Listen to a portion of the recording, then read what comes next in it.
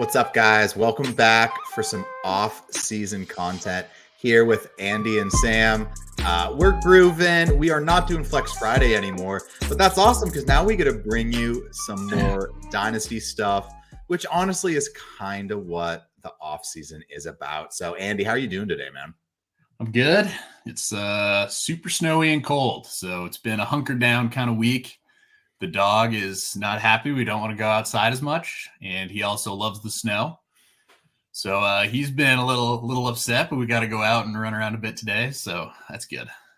Yeah, it was 70 and sunny here in Austin, Texas yesterday. Yeah, it was a little chilly at one point, but it warmed up.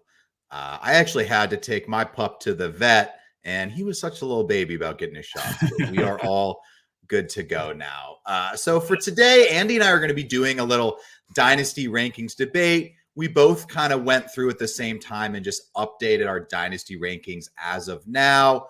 Probably for the offseason, maybe I'll tweak a couple things as the playoffs go on, but I probably won't be changing too much. What Andy and I did is we picked out some names from each other's rankings that we either thought were interesting or disagreed with, etc. And we're kind of going to go through and just kind of bring up a discussion on what our process was. So I'm going to get it kicked off for Andy.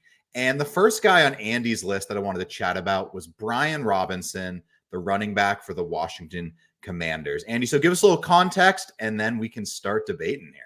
So I've got Brian Robinson as my RB14 right now, which is a little higher. I think, the consensus around a lot of places like 19 to 20 range.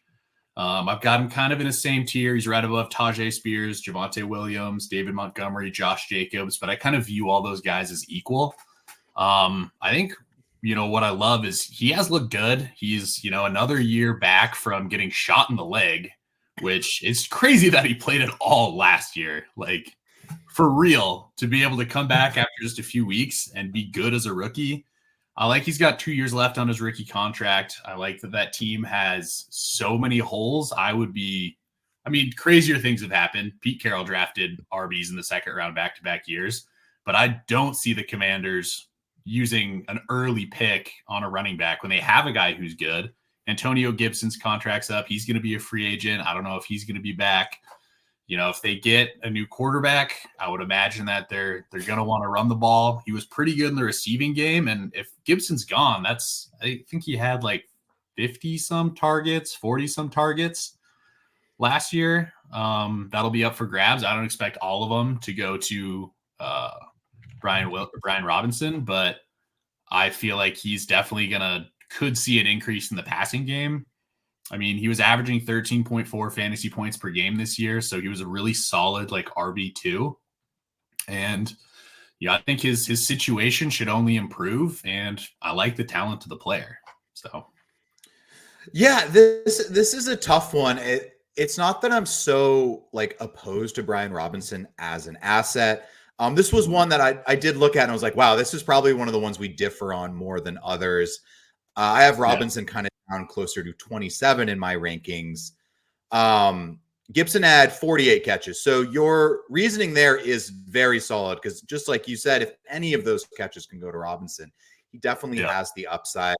I think he's a very solid player. Maybe I think for me, it probably just comes down to I am much more concerned they add someone that is either A, better than Brian Robinson, or B, just takes away from him more.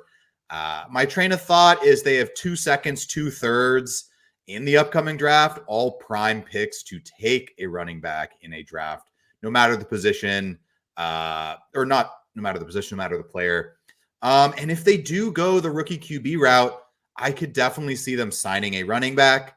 Now, going into next season, if it is Brian Robinson and let's say just Chris Rodriguez behind him, I think this ranking is justified. And so at this point in the offseason, it is so impossible to completely project, especially running back rooms, I think a lot of running back ranking debates really do come down to 2024 opportunity and how we are guessing it's going to look like. Yeah, and these could change so much. I mean, they're going to change by the draft because some of these teams are going to add running backs, and these guys are either going to move up a little bit in people's rankings or could shoot way down with the, and obviously we're going to get new rookie running backs, so that we have to fit in here. I don't have any rookies in my rankings right now. So yeah, I think. Yeah, I agree. I think that's an interesting one, but I would imagine consensus is probably in between us, which is what you said. I think it's around like 19. He's kind of, Okay. Yeah. Cool. So that was our first one. Andy, who are you going to ask me about for my first debate of the day? We can go. We can stick with the running backs, and I want to talk about Mr. J.K. Dobbins. I feel like I'm quite a bit lower on him, but I want to hear your thoughts on him. Yeah, so I have Dobbins as my RB 38. So not that I have him super high. Yeah. by any means. I have him in a similar tier to guys like Ty Chandler, Zach Charbonnet, Jerome Ford, James Conner, Zamir White. Those are some of the guys that are kind of surrounding him in my rankings. Yeah. Maybe it is a little optimistic, I would say. The injuries have been very rough for J.K. Dobbins. I just have a hard time dropping him totally out of my rankings because I think those are basically your two choices. Is you probably have him somewhere in between 30 and 45, or you have him at like 80 and you're like, I don't want this guy on my team ever, in the Cam Akers range, right? Like I have Cam Akers just not even in my top 50 and I'm out on him. I don't want him. I think my thought for Dobbins is I viewed him as a very good player when healthy. So I think if he can get back to that point, he's off the Ravens, he's going to be on a new team. Maybe he doesn't even sign right away and he just kind of waits to be healthy and comes back. And maybe he has a late career resurgence, a 3-window Donta Foreman kind of thing where he gets on the right team and they use him correctly. And I think if he's used correctly and health finally goes his way, I still think he could be a usable asset. Now, it really just depends on your build. Like, if I was trying to win games next year, I would totally take James Conner over J.K. Dobbins. But if you could turn James Conner into Dobbins plus, which you probably could, I just happen to have him higher. I think that's a trade I would be willing to make. Would you what pick would you want to trade for JK? Would you trade like a late third for him?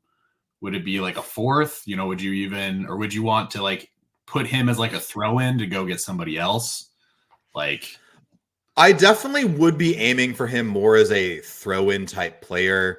Now pick wise, I think kind of what you said, somewhere in the late third. A lot of these guys in my same round, like Jaleel McLaughlin, right? I have Jaleel McLaughlin, a couple of guys ahead of Dobbins. I did a video the other day that I like Jaleel McLaughlin moving forward, and I had suggested I think a third-round pick would probably be a fair offer for him. But I think when it comes to Dobbins, if I'd probably be trying to get him as a toss-in, for a Roschon Johnson, Brian Robinson, Zach Charbonnet, where if you could get a second-rounder, maybe an early third if you're really out on the guy. I don't think I would take an early third for Brian Robinson. I think there's a big tier there. Yeah. But, if you could get a pick and J.K. Dobbins and you're a rebuilder and you have time to wait, that's probably where I'm at. But just like I said, kind of after RB 15, it really is a pick and choose kind of thing. And my rankings are a lot more fluid. And honestly, after RB 15, it could all be tier 5 for the next 30 guys. And I really wouldn't have that much of an argument to back it up too much. Well, they're just so volatile from year to year. And there's always guys who come out of nowhere with injuries and, take over backfield. So I definitely get it. I mean, I've got him down at 56. I think consensus is around 45. For me, I loved him as a player. And I think everybody did as a prospect. Both landing spot and his talent and draft capital. But I mean, after an ACL and an Achilles, that's the universe saying I don't know if this is going to work out, man. I hope he does bounce back, but for me, it's a tough one. And I tend to be not stubborn, but I don't overreact as much as I think I've seen other people's rankings or things like KTC. So moving on to your second debate of the day, let's get into some of these wide receivers. And Andy, explain to me the T. Higgins and JSN rank. for you. They are back to back in your rankings, so feel free to talk about them as a group, or if you'd like to delve into them individually. That is so I've got JSN at 24 and T Higgins at 25. They're right behind like Jaden Reed, Deebo Samuel, DK Metcalf. I've got them with kind of Mike Evans and Stephon Diggs. And, I feel like I might be a little low on Higgins. And, maybe JSN too, because they're both guys that I loved coming out. And obviously T Higgins has had some solid success. With T, I think a lot of it is he going to stay with the Bengals? Because I feel like with Jamar Chase there, his upside has been so capped. And for a while we thought we could get these, 2 great wide receivers. But when Jamar Chase is on the field, it seems like he is the guy for sure. And then for JSN, we knew it was going to be a slower year behind Metcalf and Lockett. But at the end of the season, I still wanted to see a little bit more. And I feel like eventually that will happen. And he will either take over as the 1 or it'll be like a 1A, 1B with Metcalf. But I think Lockett's still under contract for next year. And so if you're looking at, super long term, I think JSN is still a great person who I want on my team. I would want to buy him. Like I've got him on a team. I'm not looking to trade him. But I feel like next year we just, hopefully his snaps, his targets, everything's going to go up and he's going to kind of supersede Tyler Lockett. But I still don't think, in redraft, he's not going to be, in my mind, a top 24 guy. So you're still waiting a whole extra year for that breakout. So I think that's why I'm a little bit lower on those guys. And some of the guys I think who are like above him have a much clearer shot to be a top 24, top 12 wide receiver. It's not like I'm super out on these guys. I think they're just kind of, for me, they were tough to rank. And where do you have these guys? Yeah, I mean, for me, I do have them quite a bit higher. I have them back to back as well, actually, but at 15 and 16. So just briefly, I think some of the guys, I have them above Zay Flowers and Jaden Reed and Michael Pittman, who I actually really like Michael Pittman. But just for me, I think I'm a little less scared kind of moving forward. I still am holding out that I think T Higgins may go to another team. And I'm trying to build in that upside of him potentially being the number 1 option on whatever team he goes to. That's fair. Where I think that signing immediately, like if I told you today that like T Higgins signed with the Chiefs or whatever, you'd be like, oh my God, I'm moving him up to 12. And I'm trying to build in that middle ground of, I think he's got a good solid base if he stays, because there's nothing wrong with being tied to Joe Burrow. No. Now you are behind Jamar Chase, and Chase is a stud. We both have him as a top 2 player basically in the wide receiver tier. I got it too. I think a good one for JSN, and now I do see you have them in the same tier. So obviously I think you probably were picking hairs ranking these guys, but I think JSN versus Jaden Reed in your rankings is a very good debate. How do you view the committee of weapons in Green Bay differently than the committee of weapons in Seattle? Or do you really just think it comes down to the strength of quarterback moving forward? Jordan Love, I think, does play a big part in that. He's been amazing the last half of this season and shown that he can feed multiple guys. The Packers wide receiver room is really, really tough to rank because there's so many guys who are all young and look good and are tied to a good offense with a good quarterback. And is it going to be a situation where like it's just going to be spread around and you have like a couple guys who are wide receiver 2s, a couple guys who are flex plays, and there's like no one who's going to be the guy? But to me, I feel like what Jaden Reed has done this year, he broke the Packers rookie receiving record set by Sterling Sharp, who was an absolute stud. He's a guy they design runs for. They want to get him involved in the offense. I know he had 0 catches against Dallas, but I think moving forward, he's only going to get better, and that he seems to me, as a huge Packer fan too, to be emerging as the guy. And then you still have Dobbs and Watson, who are great and good in their roles. I mean, I think Watson is by far the most explosive. And if, he turns into the one and can stay healthy, he almost has the highest ceiling and the most potential. And, Dobbs is just a really solid, good wide receiver to have on the team. But, I'm hoping that at least one of these guys becomes like a true wide receiver one, and it's not just like a committee of three where that means you want to play Love, but you don't necessarily want to start these guys. So I guess I'm just have him there banking on the fact that he's going to take over a little bit more starting next year. Yeah. I mean, I do love Jayden Reed, and this really has nothing to do with him. I was all over Jayden Reed this offseason. I got him in the second round, on 4 or 5 teams. And I was very happy with how that played out. Cause I just, exactly like you said, man, I just thought he was a very professional route runner in college. And I think it showed that he is just open, straight up. That's what it is. He's open and he's good with the ball in his hands. And this one's tough. I think for me, the difference is maybe I may weigh the ability to be a top 10 wide receiver slightly higher in my rankings.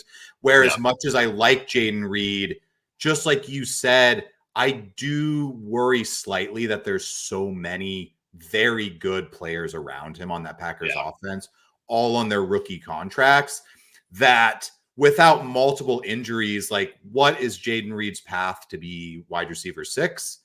Whereas for JSN, not that he has an easy path either, but I think it's a slightly easier path where it's Tyler Lockett getting cut, which with a new coach could totally happen. He's going to, he's going to free up a lot of cap space.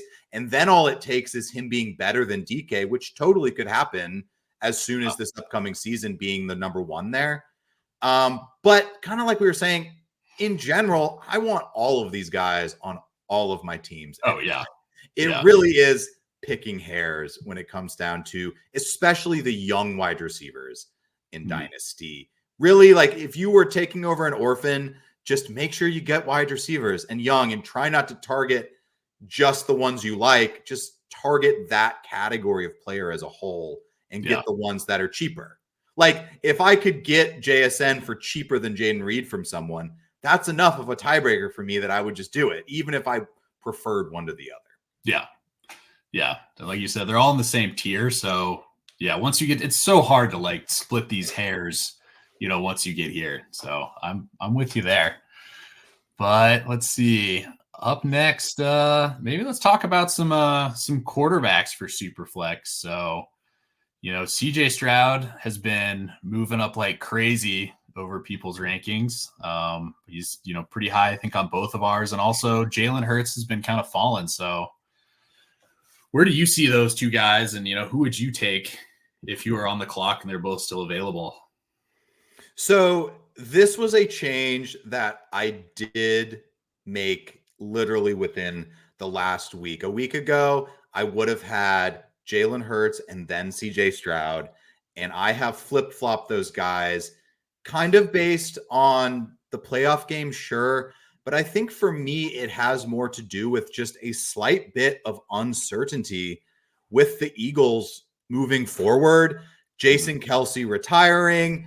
I could see Lane Johnson, their dominant tackle, following suit either this year or very, very soon.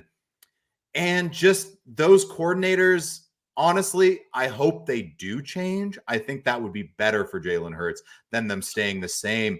But changing offensive coordinators is never something you want to do. And that could happen to CJ Stroud as well. Let's not say he's immune to that. Obviously, Slowick, the guy in Houston, is getting a bunch of head coaching interviews as well. Yeah. So I think those are even for me. I think it's just enough that Stroud just looks like such a natural thrower of the football with a younger left tackle, a easier division. He plays inside. The Colts are inside. He gets to go down to Florida and play Jacksonville. I think it just kind of comes down to some of these external factors that make it so close for me that multiple year age difference to me is I'm just taking CJ Stroud if I can get him there. Now I have them close enough that I would not be paying plus on either side of this to acquire either player. But in a startup, I would take Stroud. And if I could flip Hurts for Stroud, I would do it. But I would not pay anything on top to get that done. I think that's fair. And for me, I've got Stroud as my QB6, and I do have Jalen Hurts still as my QB3. So I would, take Hurts over him. And really, it's just, I feel that, there's going to be some changes, but also he's been playing on a hurt knee all year. That last game against the Bucs, no AJ Brown. He had a dislocated finger from the week before. And even if they lose Kelsey, which is probably going to be happening, I don't know if he officially announced it or if it's still just like 90% speculated, but he's still going to be running the football, and he's still strong enough, even if they don't have the tush push anymore, that they're still going to probably be sneaking it with him. And I think he's going to be successful more often than he's not. He averaged 22 fantasy points per game this last year, 26 almost the year before. So I still feel like, only being 25 years old himself, he's still enough of a difference maker with what he can do on the ground that I would prefer him. But man, CJ Stroud does look so good. And sometimes the longevity from being more of a pocket passer too can be, I can see CJ Stroud, even if they were the same age, it's just with their style, him being a fantasy relevant quarterback for longer because of how they play. So I get it. It's very tough. I really love both of these players on my teams, and I have both of them on teams, and probably I'm not trying to move them. If I have Jalen Hurts, I'm probably not going for CJ Stroud as like a target. I'm just going to write out Jalen Hurts. An interesting tidbit, which I did find as a pretty crazy statistic. This was in December, so it could have slightly changed in the last month, but I think basically it stayed put. About 25% of Jalen Hurts' fantasy points come from the tush push, which is a crazy statistic. 25%?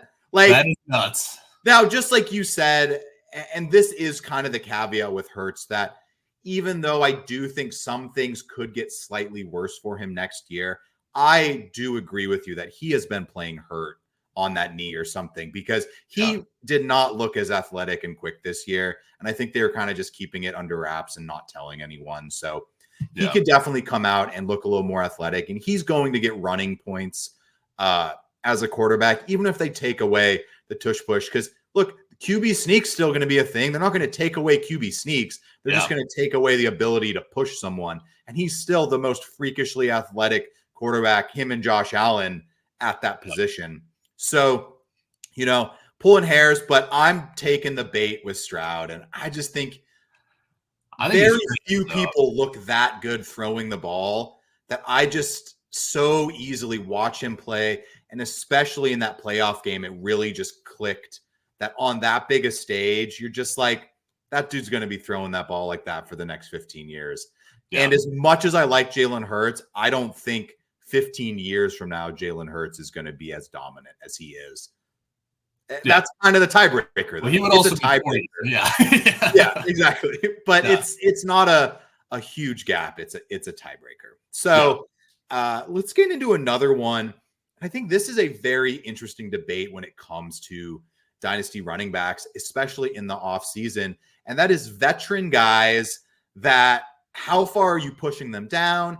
Or you think they're worth acquiring at their price? Because all veterans get deflated in value when it comes to the offseason, that potentially they become good buys if you can catch people in the right time and buying them. So I'm going to go Austin Ekeler on your rankings, Andy. Explain yourself.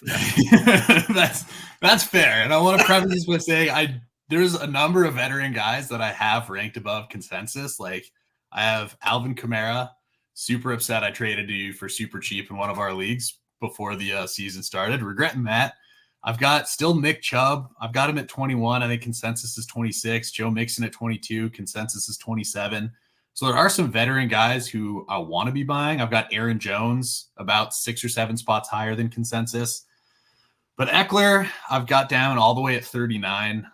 And there's a few factors here. He's been so good for so long, and being an undersized guy, he was always, and being undrafted, the underdog, and shined and was amazing. But towards the end of this last year, it really looked like he's lost a step in some ways. And I love the guy. I hope he can get it back and be good again. But for a guy who's going to be 29 going into next season, who is either going to be a free agent or he's going to be signing like a 1-year deal, I just don't have a lot of hope that he's going to be able to bounce back, because sometimes when these running backs, when it goes, it's just gone and it doesn't come back. And so I think that's my fear with him, is that he had, 3 or 4 just amazing seasons, and all the wear and tear in his body finally caught up to him. And he would be somebody that I would be looking to trade, especially, if somebody doesn't want to acquire a running back who's, older, if you could try and, maybe do a swap where you're trading him for another older running back. Like, I've got James Conner a little bit higher than I have Austin Ekeler. If I could make that move as a contender, I would 100% do it.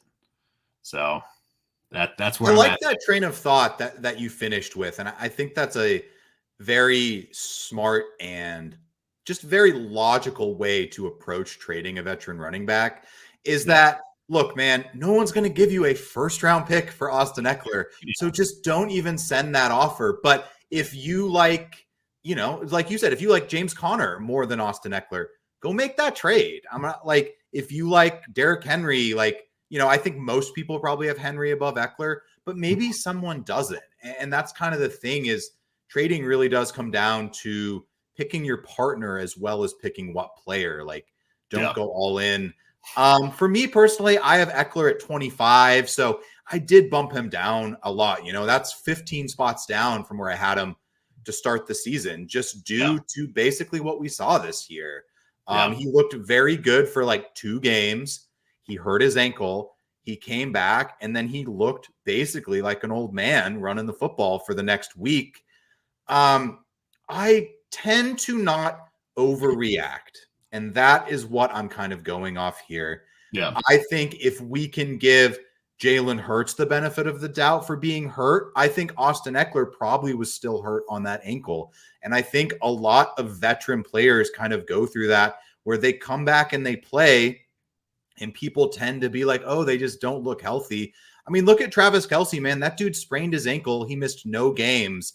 There's no way that like a 34-year-old tight end isn't kind of hurt, missing 0 games on an ankle. Like Kyron Williams, who is a young player, missed 5 weeks with an ankle injury. And he just totally sat out, which now obviously the severity could be better or worse. Yeah. But I think that's the tough thing about playing through an injury, is people can tend to change their view on someone. Now, I do think his days of being a first-round fantasy pick are over. I just think the safety of what we saw from Austin Ekeler is what is now gone from our minds, that we can never get back.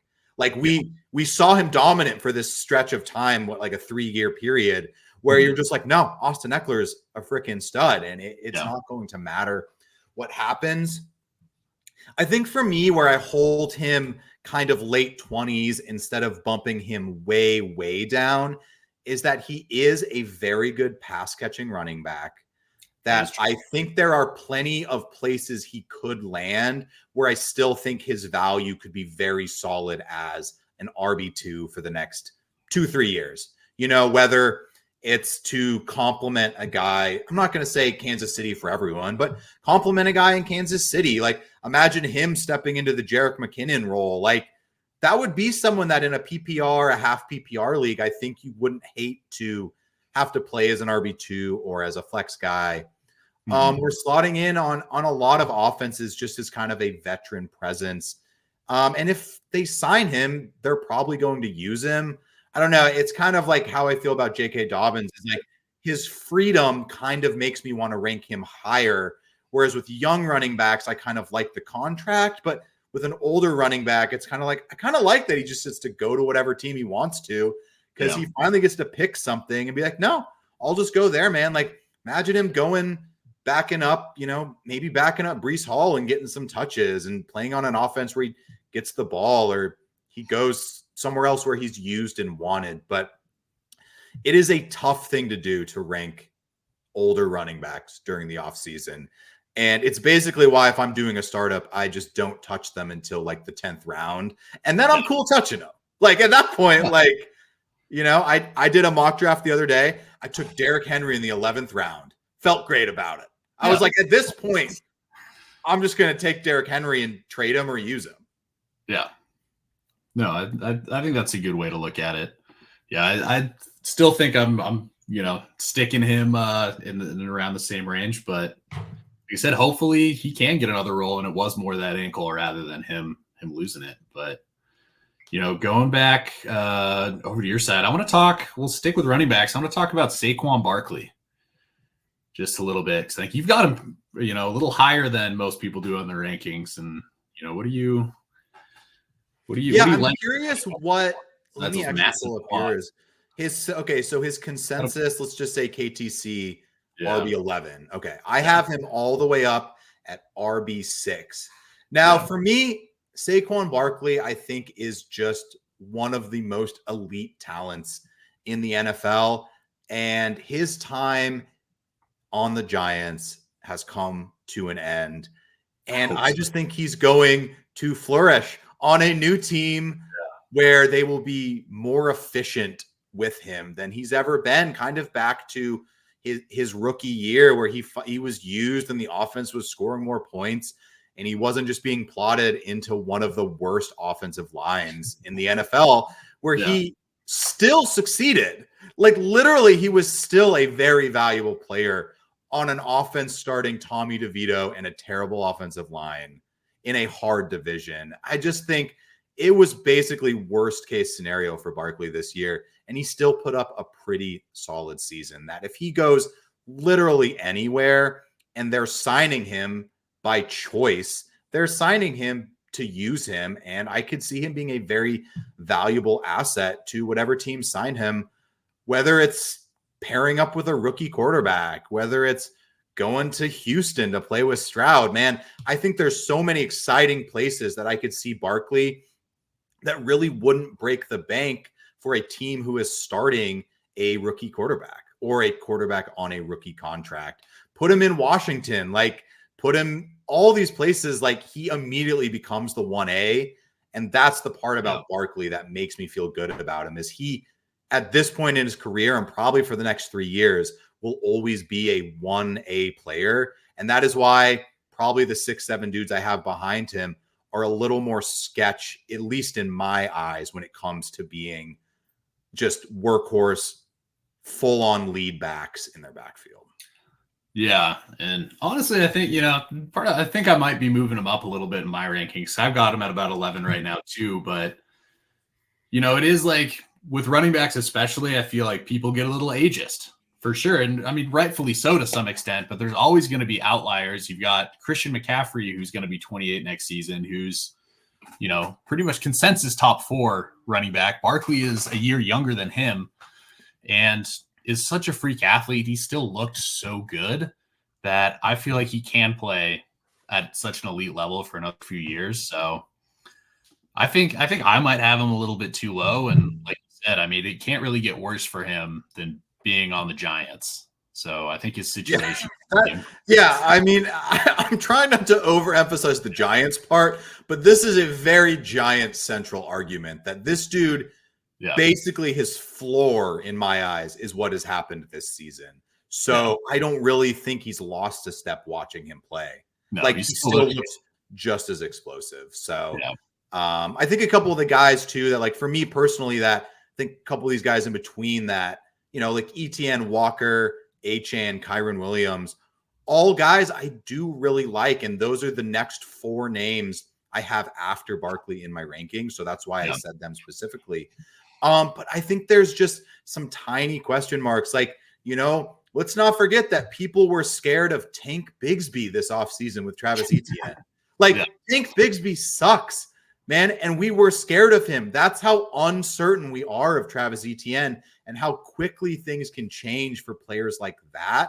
Whereas I don't put Barkley in that category where, the Rams draft a running back and all of a sudden Kyron Williams becomes incredibly sketch. Now, I don't project that happening, but he's more in that category of player. Whereas, the Giants could have drafted basically anyone besides Gibbs and Bijan behind him this year for Barkley, and no one would have been scared in the slightest.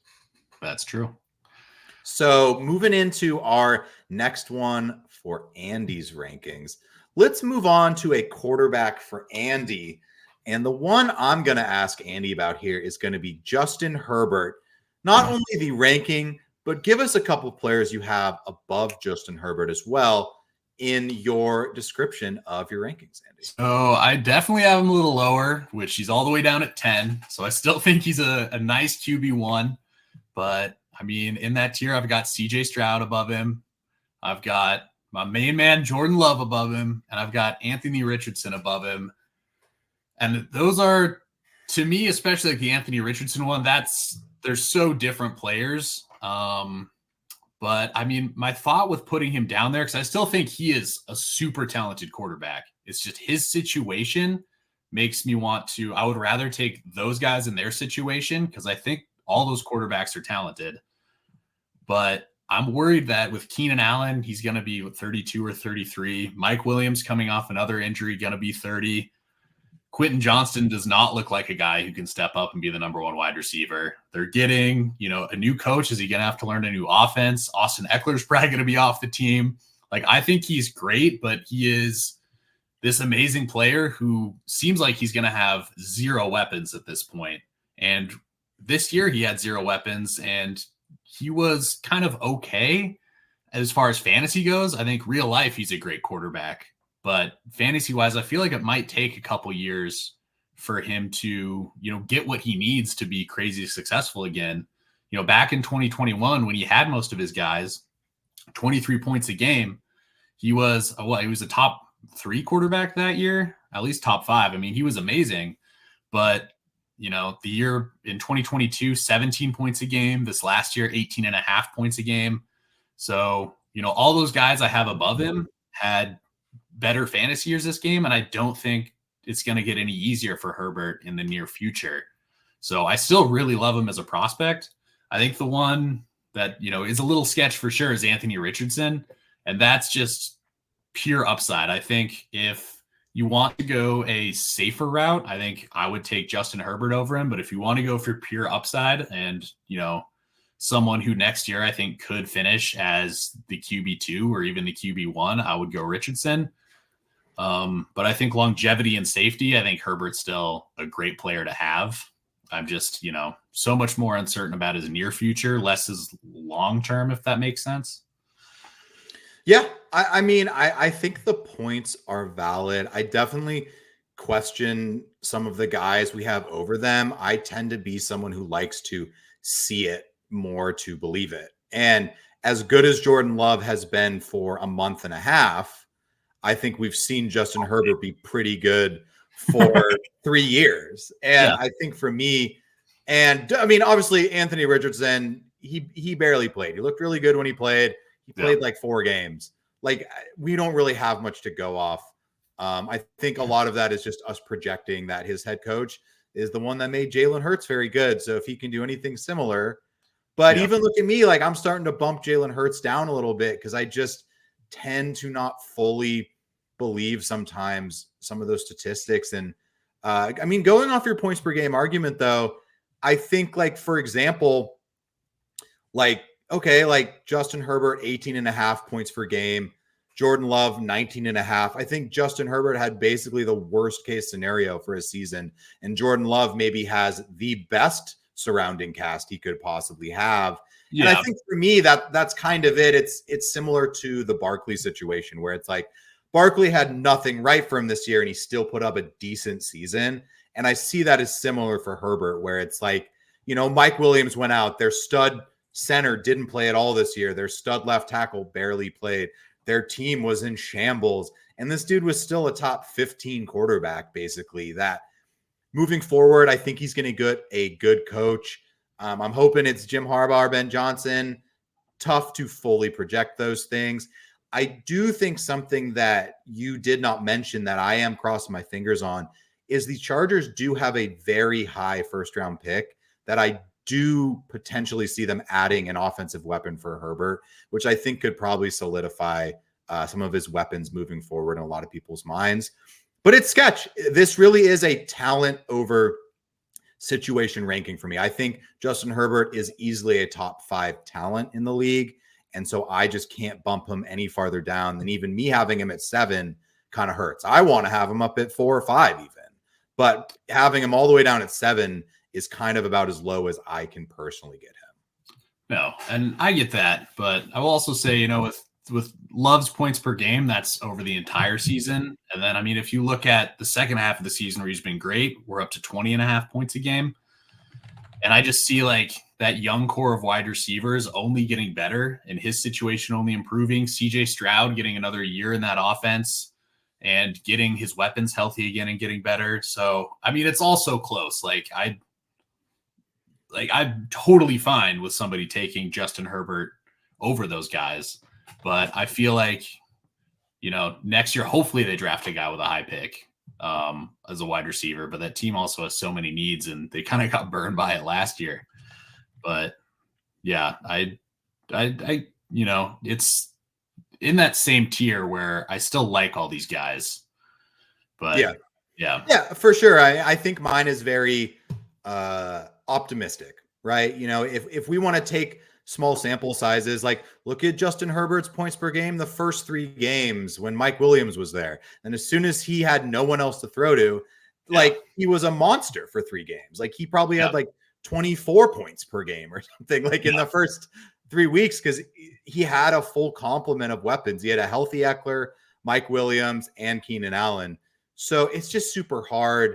But that's why these quarterbacks can be so valuable and why it matters so much to get them right. What I can say from my perspective, man, is I think you got some trades on the horizon that you could be making if you want to stick to your rankings. Because a lot of these, I do think you could get done. So, if you think the value's there, I definitely think I would consider what kind of plus could you get on a Justin Herbert to get Jordan Love or Anthony Richardson if you're sitting on a team with them. Because I could see a lot of people feeling the opposite of that and being like, dude, I'm getting Justin Herbert for Jordan Love in a second. Sign me up. Where you're like, free 2nd round pick, sign me up. Yeah. That's what's so awesome about Dynasty is that that's kind of how it works. So to move on to Andy's last one, we're going to talk about today. We're going to go to another running back. And this one is kind of very similar to my J.K. Dobbins rank, but I'm going to ask Andy about Keaton Mitchell, running back for the Ravens. Obviously, great, incredible speed we saw this year, and just season ended early by another cursed Ravens running back. There is definitely something going on in Baltimore. So there's some witch hexed all of the running backs that go through there. And I definitely have Keaton Mitchell way too high right now. I might have forgotten that he tore his ACL when I first made these rankings. Because right now he's at 20. I guarantee you when you look at these, if we put a link to our rankings in the video, he will not be at 20. He's probably going to be close to 9 or 30, which I think is a lot better place for him. But I guess I'll just tell you what I love so much about Keaton Mitchell and why. I mean, I feel like there's a lot of people who'd be selling him cheap because he's undrafted rookie coming off an ACL. And, if I would be super happy if I could send out a 3rd round pick and get Keaton Mitchell, I would be stoked about it. And he literally, happy birthday, Keaton Mitchell. He turned 22 2 days ago. So he's still nice and young. And when he got on the field, he was so electric. And granted, it's a small sample size, only 47 carries, but averaging 8.4 yards per carry. Granted, a lot of those are big runs, so that's not going to continue for his career. But he's averaging over 3 yards after first contact, which puts him pretty high up on that list. This is all small sample size. And with those 43 carries, Fantasy Pros has him at 7 broken tackles. Some other guys in that area, Alvin Kamara, 7 broken tackles on 180 attempts. Rashad White, 9 broken tackles on 272 attempts. So he just looks so electric. He's a home run hitter that if he can make a full recovery and the Ravens don't draft somebody in the first 2 days, I have a feeling they're going to add a running back. They need to add a running back. But, if it's like a round 5 or 6 pick and, Keaton Mitchell comes back good, I think that he will still win that job just based on how good he was. If they take a guy in round 2, then he's going to move a lot farther down. But I still think he'd be a great complimentary guy. But I just think the talent and what he was able to do was so awesome that, he has a chance where if he comes back, like next year we have him, in our like top 20 running backs that we want to have. So he shouldn't be at 20. I don't know what I was thinking putting him at, but I do really like the guy, and there's a lot of uncertainty out there. But I think for Dynasty though, too, you can capitalize on a lot of that uncertainty. Sometimes you get burned by it, but sometimes, that's how you get steals. And you look back a few years ago on trades that like people had made when there was uncertainty. It's like, oh my God, he got like when we were in, one of the leagues that we're in together, it was after Kareem Hunt had some big games and our buddy traded Kareem Hunt off those big games and he got Stephon Diggs and this guy named Christian McCaffrey. It's like built his entire dynasty. Yeah, exactly. Or, like if somebody traded for Kyron Williams last year, there's uncertainty in the backfield. You probably could get him for like a third. He was a 20th round startup pick. All of a sudden you have a stud RB on your team. So I think he's a guy who you should be able to get him cheap. And I would be buying him just on the chance that, he becomes the guy because he looked great. Yeah. I mean, I think everything you said is fairly accurate besides the having him 20th ranked. But if you're changing that, I think we are on the same page. I have him down at 36. Ty Chandler, Jaleel McLaughlin, Keaton Mitchell, Zamir White. I think that's about the range where it kind of sounds like you probably have him as well, which is guys with upside I would trade a 3rd round pick for, who I would not trade a second.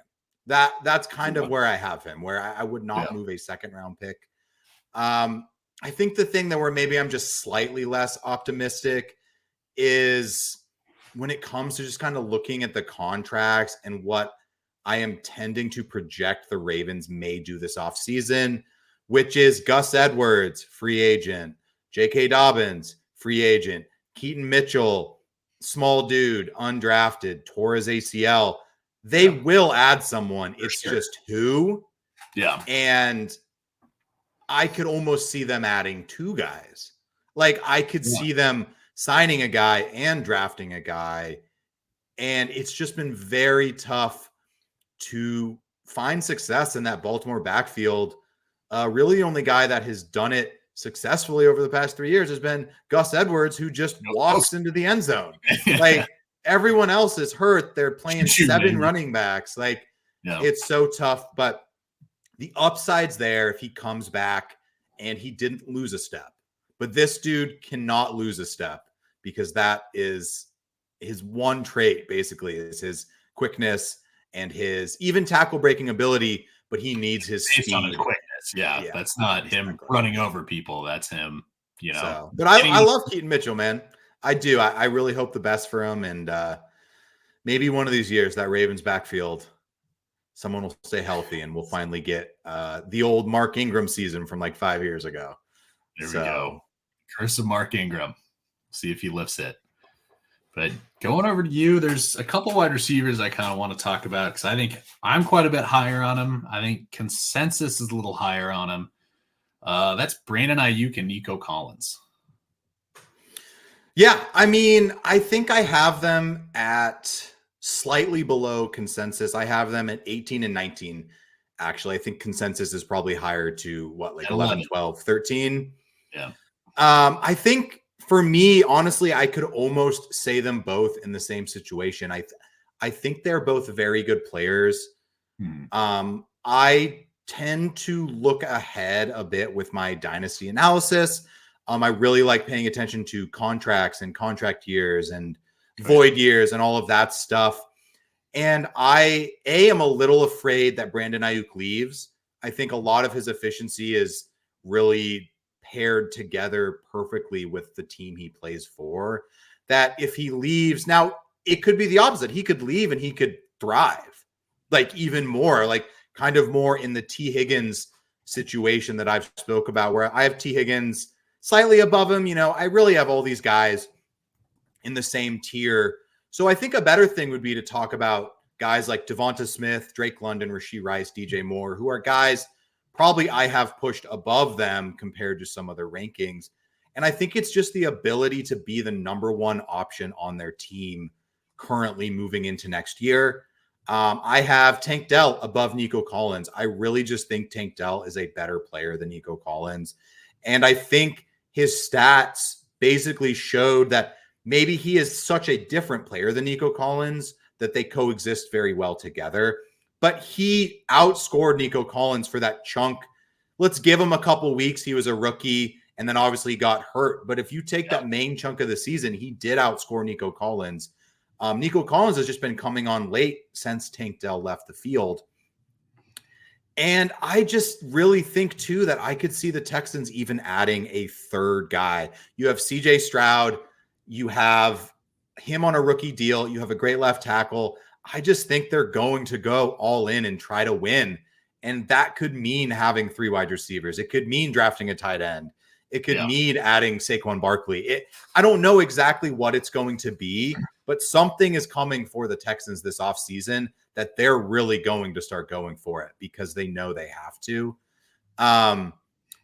It really has nothing to do with what I've seen from Nico and Brandon Aiyuk. I just think I really like them as players. I think I like Devonta Smith as a talent more than them, which is where my ranking for Smith over them comes.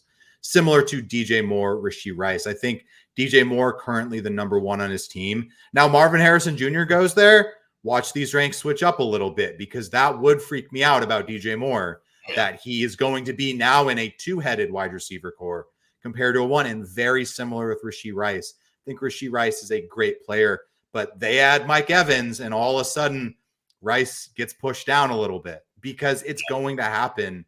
But as of now, I like young talents and just guys who I think have top 5 upside, where I think Tank Dell and Nico are both so good, similar to Aiyuk and Debo, where they're both so good that it's really hard for one of them to have that super excelling season. I mean, Debo did it with Aiyuk, but Debo is a big play guy. He had a monster season, a down year, and then a monster season. Yeah. And Aiyuk is more of the consistent guy behind him. Yeah, and I think it's, especially with the Texans, I think those are really good points because when we were doing our redraft, I think we both had Tank Dell ahead of Nico Collins. I've kind of flip-flopped it, but I've got him close, and I'm lower than consensus on Nico. I think he's a great player, but like you said, there's probably going to be more options in that room, and he's definitely proven that he can be the guy. But, when you have this plethora of options out there, it's tougher for somebody to stand out. I would argue, though, Aiyuk, I think, is such a talented wide receiver. Like, even with Debo, like looking at reception perception, which I love if you haven't checked it out with Matt Harmon, who charts all these wide receivers on different stats independent of quarterback play. He's 91st versus man coverage percentile, 89th versus press. Struggles a little bit more against zone, but I think even if he stays on the Niners, I think he's still in a great situation where he's entering his prime. Debo's getting a little older.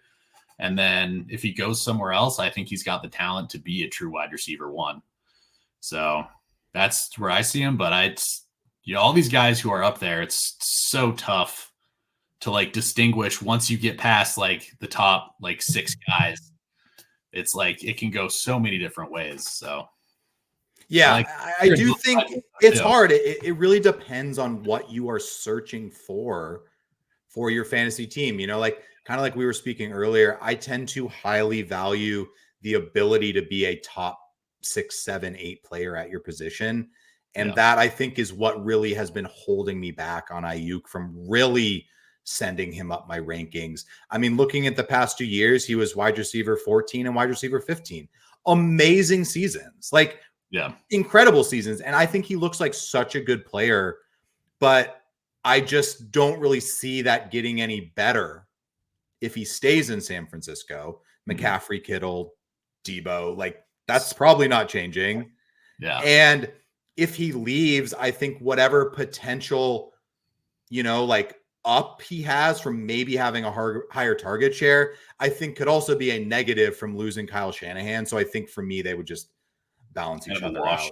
Yeah. But, there is a lot of value in having all of these guys. Like, obviously it's awesome to have Jefferson, Chase, Lamb, Amon-Ra, AJ Brown, etc. But like, there is so much value to be had in wide receivers 10 through 30 on a dynasty sense that's really where you build your team. And for me, it really comes to volume of those players. Like, I just want 4 of those guys. I almost don't even care who they are. Oh, yeah. I just want 4 of my 10 through 30. No, it's like I would almost rather have, be taking those wide receivers like 10 through 25, 10 through 30-ish over like my RB 13. Like, that's especially if I'm in a startup and I'm building my team. Like, they're just so much more valuable long term. And, they can, versus, running backs who, can have spike years, and then, all right, maybe that's all we see of them is they had one top 10 RB year where they were awesome, and then are like a low end RB2 or like a flex guy for another couple of years till they're out of the league. So I'm with you. Yeah, I am curious. I would like to ask you a question from my experience as well. In doing your rankings, I'd love to hear just very briefly at each position kind of where you got to before you kind of just went, kind of that point where you're just like, I don't even know like how much I really even want these guys that much anymore. And just kind of tell us your breaking point of kind of how confident you would be in owning these players compared to where the risk really starts to set in for each position. Yeah. I guess we start at quarterback, and for me, that's like quarterback 22. Once you get to me, that's like Will Levis, Daniel Jones, Geno Smith, Russ, Rodgers. Like, once you get to like that level of guys, that's just, you're hoping that it pans out. And there's a pretty good chance that they'll have at least one more year, but like, I could see all those guys having one more year and then being a backup or a career backup, or Rodgers' case, retiring. So, but the guys above him, like Baker, he's going to get a few more years. Kirk Cousins, I think he's going to come back and play a couple more years. Stafford, Bryce Young, Deshaun Watson. There's definitely, I think, some good upside with like Will Levis, but those other guys are going to be locked in for, I think, at least 2 years. Running back wise, man, that's tough for me. That was about 13. Once I got past RB 13, it was like, okay, well, I do like these guys. I like the talent here, and still broke them up into tiers, but it becomes so much more tricky and volatile. And wide receiver wise, I feel pretty good about like top 40-ish. Mm-hmm. And then, so what about tight end? Where do you feel tight end wise? Tight end ranking is always such an adventure.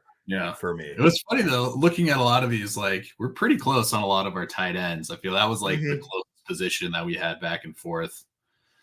Yeah, I think tight end's a little nitpicky where it's like, I might have this guy over someone else, but I think in general, I think our tiers are pretty similar. There's just a lot. I don't know. Tight end's so brutal. For me, let's see. Quarterback wise, I got to about 16 or 17 where it comes to guys where I actually feel they have a future. 18, I have Cousins, and I think I would feel pretty good about that. Like you said, I'm tending to start to think more he signs like a 2-year deal, comes back to Minnesota. But that's only 2 years. Like even 2 years is like pretty minimal. And like I have Bryce Young at 17, which I have there. I'm trying just to forget about this season and just be like, even if he's not going to ever be CJ Stroud, like he was just set up to fail, that I don't think we learned a single thing about him. Yeah. Jared Goff is kind of the cutoff for guys where I'm going to say, yeah, I feel like 3 years at least. Other than that, a lot of these guys below him, I'm not thinking more than 2 years in the future. Yeah. RB wise, 15, Josh Jacobs, Kind of my last guys were Tajay Spears, Cook, Rashad White, Pacheco, Josh Jacobs. Then it kind of starts to get a little older, even though I like those guys on contenders. Wideout wise, just like you said, kind of all the way down to like 40, 41, Amari Cooper, Josh Downs. I still like those guys. I think they have solid roles on a dynasty team. And tight end wise, I mean, nothing crazy. Tight end wise, you want your elite guys. I think you can move around when it comes to kind of 10 through 20. Go get the ones that are cheaper and gain some value. Yeah. I'm with you, man. Yeah. Thank you guys for tuning in to Andy and I kind of going over some of our rankings. I am going to put them in the bio if you ever want to just look, win your league off them, man. Thank us. Shoot us a Venmo when you do. I'm just kidding. You don't have to. But they're going to be there. Andy and I will definitely be updating them kind of monthly kind of thing. You know, we'll definitely make announcements, or maybe we'll do another one of these kind of after the draft to see how everything's shifted. But Andy, any last notes for our rankings talk today? I mean, tell me where I'm wrong. Tell me where I'm right. I'm happy to talk about some of these guys more. And, you know, like Sam said, there's definitely going to be changes that are happening. And I think it's important too. Like, it's good to go and make your rankings. And I think it's a great exercise for anybody who wants to play Dynasty. It was fun to do. But then also don't be afraid to change them when you get other arguments or new information. Like, you know, be open to new things, but then also if you have a strong take on somebody, don't be afraid to like hold and be contrarian to what, you know, the rest of, you know, the consensus rankings are, because that's how you win. Is you have guys that are higher than consensus, you go after them, you're right on them, and then you win. But also don't be afraid to change if, you know, you get presented with some good information that you agree with. So yeah, 100%. Like, I think definitely like stick to your guns, but also like you got to understand how other people play and value things to get things done, that you really can't be too hard-headed that your rankings are so right and you could never be wrong, because that's when you A, make mistakes, and B, like, you really do have to think like a player is really only worth what someone will give you for them. No matter how good you think they are, players are only as valuable as what you're being given for them. So thank you guys for tuning in. And just like Andy said, let us know where we're right, but definitely let us know where we're wrong. And